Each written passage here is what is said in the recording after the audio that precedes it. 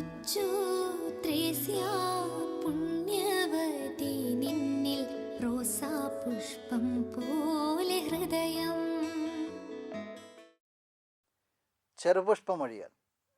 ലിസ്യുവിലെ ചെറുപുഷ്പത്തോടൊപ്പം 100 ദിനങ്ങൾ. 44-ാമത്തെ ദിവസമായ ഇന്ന് നമ്മൾ ശ്രവിക്കുന്ന ചെറുപുഷ്പമൊഴി നല്ല ദൈവത്തിൻ്റെ തിരുമനസ് നിറവേറ്റുന്നതും അവിടത്തേക്ക് പ്രസാദകരമായ വിധത്തിൽ ആത്മബലി അർപ്പിക്കുകയുമാണ് എൻ്റെ ലക്ഷ്യം. നമുക്ക് കണ്ണുകൾ അടയ്ക്കാം. പുണ്യവതി, നിൻ്റെ 2 ലക്ഷ്യങ്ങൾ ഇന്ന് നീ ഞങ്ങളോട് പറഞ്ഞു വയ്ക്കുകയാണ്.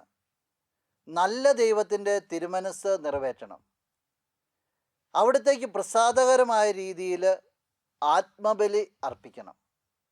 എത്രയോ ആഴമേറിയ ആത്മീയതയാണിത്. ഈ ആത്മീയതയെ ജീവിതത്തിലേക്ക് കൊണ്ടുവരുവാനായിട്ട് പുണ്യവതി നീ ഞങ്ങൾക്ക് വേണ്ടി പ്രാർത്ഥിക്കണമേ, മധ്യസ്ഥം വഹിക്കണമേ. നിൻ്റെ ശക്തിയേറിയ മാധ്യസ്ഥം മൂലം ഞങ്ങളിപ്പോൾ അപേക്ഷിക്കുന്ന ഈ അനുഗ്രഹങ്ങൾ നമുക്ക് നമ്മുടെ നിയോഗങ്ങളൊന്ന് ചേർത്ത് വയ്ക്കാം. നല്ല ദൈവത്തിൽ നിന്ന് നീ ഞങ്ങൾക്കായി വാങ്ങിത്തരണമേ.